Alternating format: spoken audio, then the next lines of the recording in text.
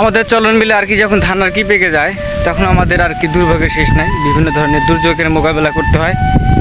আসসালামু আলাইকুম এভরিওয়ান, চলন বিলের দুষ্ট বলা পাইন ফেসবুক পেজে আপনাদের আবারও স্বাগতম। আমি সুদীপ, চলন বিলের মধ্যে আছি, দেখতে পাচ্ছেন শুধু সবুজ আর সবুজ। এখন বর্তমান চলন বিলে এখন ধান লাগানো হয়েছে, কিছু ধান আর কি ফুলে বের হয়েছে এবং কিছু ধান যেগুলো আগর লাগিয়েছিল সেগুলো ধান আর কি কাটবে, যেগুলো সরিষা আর কি ছিল না সেগুলো তো আগে লাগিয়েছিল। ধান চাষ করা হয় এই চলন বিলে, আপনার মিনিকেট, আব্দুল কুটি আর কি 2-3 ধরনের আর কি ধান চাষ করা হয় আমাদের এই চলন বিলে।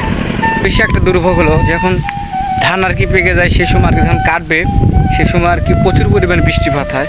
বৃষ্টির কারণে আর কি ঢল আসে, ঢলে গাঙ্গের পানি পুরো হয়ে যায় এবং মানুষের আবাদ নিয়ে যেতে পারে না, অনেক ধান কেটে থুয়ে যায়, আপনার সব ধান আর কি ভিজে যায়। সেই কারণে আর কি দুর্ভোগের কোনো শেষ নাই। আর আমাদের এখানে একটি ব্রিজ হচ্ছে, ব্রিজ যদি হয় পিপলা বৃষ্টি হলে অনেক সুবিধা হবে। খরাতে অনেক ক্ষয়ক্ষতি হয়, পানি ওঠে না আর কি বোরে, সে সময় অনেক মানুষ একটা বিভ্রান্তির মধ্যে পড়ে যায়। আর একটি যারা বাসিন্দা তাদের অনেক সুবিধা হবে। একটা অন্যরকম একটা সৌন্দর্য লীলাভূমি দেখতে পাচ্ছেন, শুধু সবুজ আর সবুজ, আসলে না আসলে এর উপভোগ করতে পারবেন না।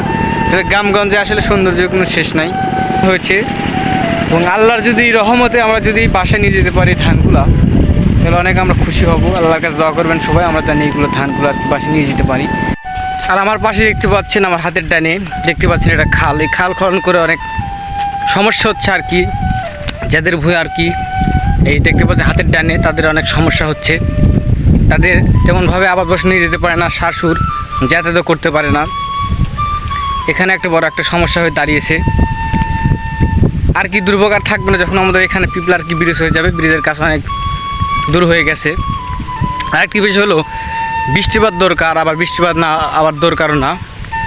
বৃষ্টি হলে আর কি ফসলে একটি আপনার পানি একটু সেচ কম দিতে হয়, তেল খরচ আর কি বেঁচে যায়।